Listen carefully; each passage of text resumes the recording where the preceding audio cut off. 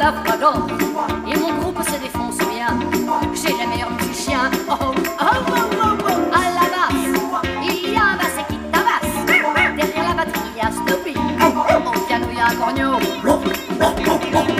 Ma casquette à visière, ma veste qui traîne par terre.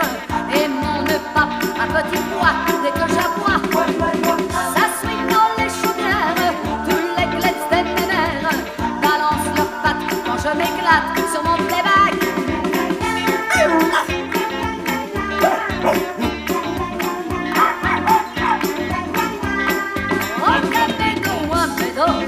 Je suis le toutou à la Flador, dans une émission de Luxor. Je viens d'avoir mon os en or.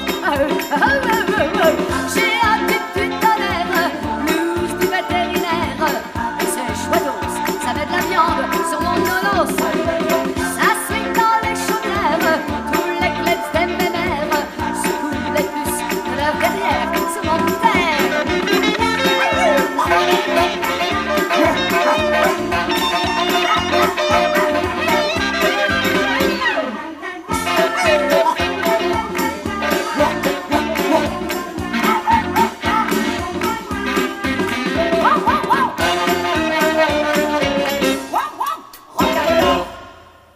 Annie, non seulement tu viens avec tes accessoires, mais également avec les figurants quand il faut. Ben oui, tu vois, enfin, il est pas de taille, celui-là, il fait 2,2 kg, c'est pas terrible. Hein. Si j'avais apporté mon autre chien perdu, lui, il fait au moins 60 kg. Ouais, c'est un format pratique pour le voyage. Oui, absolument. Bon, du rock amateur, nous allons passer à l'escale suivante, qui est la musique classique. Ah oui, j'adore. J'aime bien la musique classique. D'abord, ça me calme, c'est bon. Chopin, Liszt, tout ça, mais il y a un musicien que j'adore, qui n'est pas tout à fait dans le même style, au contraire. C'est une musique forte, immense. Moi, ça me touche beaucoup, c'est Wagner. J'aimerais bien pouvoir avoir une année, un mois de juin, où je pourrais aller au Festival de Bayreuth. C'est un rêve pour moi, ça. Peut-être un jour aurai-je l'occasion d'y aller, j'espère. Est-ce que tu as le temps d'écouter ce genre de musique? Pas beaucoup. Pas beaucoup. Oh non, j'ai toujours quelque chose à apprendre. J'ai moi-même déjà tellement de choses à apprendre, de musique à apprendre, que j'ai pratiquement le temps pour rien, sauf de vivre un peu avec mon mari, ce qui est déjà pas mal. À part le rêve d'aller à Bayreuth, je crois qu'un de ces rêves qui se rattache également à la musique classique serait de prendre des leçons de piano. Ça, j'ai commencé, hein. J'ai recommencé le solfège. Quand j'étais enfant, j'étais forte en solfège. J'ai fait 2 ans de solfège, je suis sortie première 2 années. J'avais une oreille très très très sûre.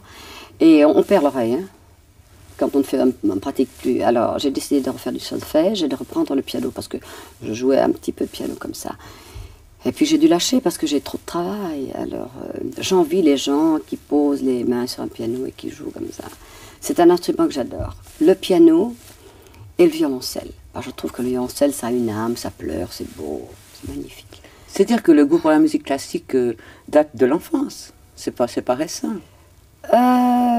J'aimais moins le classique avant, quand j'étais comme beaucoup de jeunes. Moi, à mon époque, j'étais comme les gens maintenant qui aiment les groupes de rock, et je trouve ça très bien. Genre 16 ans, moi j'aimais Glenn Miller, Stan Kenton, Xavier Cugat, Tommy Dorsey, voilà tous ces genres d'orchestre-là à l'époque. Mais tu n'aimais pas suffisamment la musique classique pour faire, non, par exemple, une carrière de concertiste? Non. Tu dois pas j'aurais aimé des concertistes, pianistes, concertistes. Alors, ça aurait été un régal, tu te rends compte? Oh. Trop tard. Annie, l'escale suivante va nous conduire du côté des livres, mais particulièrement vers les dictionnaires. Ah, les dicos, oui, j'aime beaucoup les dicos. Mes filleuls, par exemple, qui ont 18 ans, 20 ans, tout ça, et même des plus petits, ça bien que j'aime bien, j'adore. J'ai une soif de culture, en fait. Alors, moi, mon livre de chevet, c'est un dico. C'est-à-dire que quand je lis un truc, je dis, oh, ce mot-là, je ne comprends pas ce qu'il veut dire. Alors, crac, je fonce la tête, la première, à côté de mon lit, dans mon armoire, je prends mon dico. Ah, voilà. J'aime ça. Mais est-ce qu'il t'arrive de feuilleter comme ça un dictionnaire au hasard des pages, sans raison précise? Non, par exemple, quand je joue au Scrabble, oui, alors avec ma belle-sœur, je dis, non, ça n'existe pas, ce mot-là, non, il y a 2 L, non, il y a 2 T, enfin, tu vois, mais ça, c'est le jeu, quoi. Est-ce qu'on pourrait imaginer qu'un jour tu écrives une espèce de dictionnaire qui relate des anecdotes de tournée? On pourrait peut-être. Oui, pourquoi pas, oui, pourquoi pas. Mais tu sais, c'est toujours très difficile parce que les anecdotes, quand un journaliste, par exemple, te pose très souvent la question, Manicordi, voilà, vous avez fait ça et ça et ça, dites, soyez gentil, donnez-moi une anecdote. Oh, les bras m'en tombent, moi je ne sais plus rien, j'ai la tête vide d'un coup comme ça.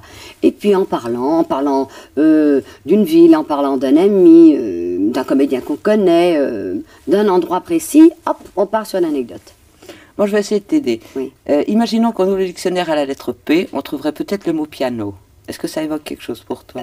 Piano, oui, piano, non seulement le fait de vouloir en jouer, mais le piano, et ça me rappelle une drôle d'histoire, parce que je sais pas ça il y a des années, parce que maintenant on est sauvés, on a des pianos électriques qu'on peut emmener avec soi en voyage, en gala, mais je te parle de l'époque héroïque, on mettait sur le contrat, piano, pour répétition, pour gala et tout ça. Et puis je suis arrivée un jour dans un endroit en France, il y avait un piano. À l'époque, je tournais avec Benny Verseur et André Paquinet, qui étaient mes accompagnateurs, tu vois, au trombone. Oui. Et on arrive là, et il y a un piano. Et on commence à répéter. Chaque fois que mon pianiste, il mettait les doigts sur le piano, les touches d'ivoire, le dessus, restaient accrochées à ses doigts, tu vois. Alors, c'était dément. Enfin, on a fait le gala. Tout juste si André Paquinet et Benny Verseur n'ont pas été chercher une hache pour le casser, parce que c'était pas possible, c'était pas jouable. Il n'était pas accordé, rien du tout, c'était dément. Et donc après le gala, bon, le public est là, il faut chanter. Bon, alors j'ai chanté avec une oreille bouchée pour ne pas entendre le piano et l'autre oreille qui essaie de trouver le ton avec le trombone, la guitare, le restant de la troupe et la basse. Et après le spectacle, j'ai dit à l'ordinateur, je dis quand même, c'est incroyable, donner des pianos comme ça, c'est pas possible. Elle me dit, mais comment? Mais c'est le piano du notaire et sa fille en joue tous les jours. Je crois pas qu'elle avait de l'oreille, cette pauvre fille. C'était incroyable. Alors, on continue à feuilleter notre dictionnaire à la lettre C. J'imagine qu'on trouverait aussi le mot costume, par exemple. C'est possible? Oh, costume, oui. Oh, les changements de costume. J'aimerais bien que les gens, un jour, je sais que toi, ça te plairait de venir dans les coulisses. Ça me plairait bien, c'est vrai. Parce que ça, il y a de quoi mourir de rire. Quand il y a des changements rapides, les chaussures, ça vole bas. Je ne vous parle pas des bas, des slips, tout ça, ça volait, leur soutien, leur scrap, boum, flaf, il y en a partout. Parce qu'il faut faire vite, hein. Les gens ne les voient pas, ils sont assis dans leur fauteuil, ils disent, bon, elle vient de sortir, bon, dans 30 secondes, elle va revenir avec un autre costume. Mais ces 30 secondes-là, il faut faire vite. Il ne faut pas se prendre les pieds dans un pain en fonte qu'il y a, sinon vous pétez l'orteil. Bon, il ne faut pas prendre dans une rainure du plancher, parce que là aussi, c'est la crêpe. Il faut se changer. Et je me souviens que dans Hello Dolly, juste avant le final, j'avais une robe somptueuse, blanche, magnifique, rebrodée. J'avais ma perruque rousse de Dolly. J'avais des aigrettes qui n'en finissaient plus sur la tête. C'était un costume ravissant. Mais le tableau d'avant, j'étais en violet, en jupe violette, avec des bottines noires d'époque, vous voyez. Mais enfin, il y avait une fermeture éclair, c'était pas tout à fait d'époque. Et j'avais, disons, 1 minute pour me changer. Mais 1 minute, ça faisait quelque chose. Il fallait enlever le corsage, la ceinture, la jupe longue. Et puis après, il fallait enlever la perruque, parce que je mettais une autre perruque où étaient déjà attachées mes aigrettes. Et il fallait donc, je change carrément tout. Je change de perruque, je passe ma robe, je mets mes chaussures en dernier. Je n'arrive pas à sortir ma bottine noire. Je ne sais pas si vous imaginez. Je me voyais dans ma robe blanche somptueuse, avec mes aigrettes blanches, avec mes bottines noires, l'horreur, parce que je descendais un escalier, donc on me voyait de loin, arriver de loin en plus. Mais comment faire? Et je criais, Florinda, c'était mon habilleuse, Florinda, qu'est-ce qu'on fait, Florinda? Et d'un coup, je vois les ciseaux à Florinda qui pendaient à son tablier, et je prends les ciseaux, et je crains. J'ai découpé ma bottine, et je suis arrivée quand même sur la scène. Hello, darling, en me disant, mon Dieu, ces bottines. Enfin bref, ça les gens ne s'imaginent pas. C'est vrai. C'est pour ça que c'est agréable de l'entendre. On a juste quelques minutes, Annie, pour aller à la lettre E. Et là, une chose qui m'intéresse, c'est entrer sur scène. Je pense qu'il se passe des fois des choses... louper son entrée en scène, ça c'est grave. Ça ne m'est jamais arrivé, ou presque. Je suis arrivée tout juste. C'était avec Mariano dans Visa pour l'amour.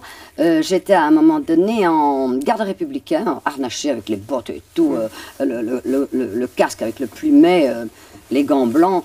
Et moi, entre les scènes, quand j'avais un petit peu de temps, où je tricotais, où je brodais. Hein. Bon, alors, j'étais consciencieusement, je brodais, gna gna. Et d'un coup, on me dit, Annie, tu vas louper. Je laisse tout tomber, j'avais juste mes gants blancs enfilés, mon casque, j'arrive, un gant blanc et un casque. J'arrive sur la scène, je devais me cacher derrière un autre garde républicain qui est devant moi. J'entre derrière lui, et d'habitude, il n'y avait pas d'effet, parce que bon, on me voyait à peine, et j'entends « Waouh !» Je dis « Qu'est-ce qui se passe ?» Je dis « Il y a quelque chose. » Il y avait quelque chose. Parce que dans ma botte était resté coincé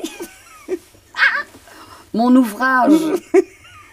Alors, ça pendait comme si c'était un grand rond, tu connais les ouvrages à broder comme ça, avec du fil doré qui me pendouillait tout le long, comme ça, avec ma petite pelote qui traîne.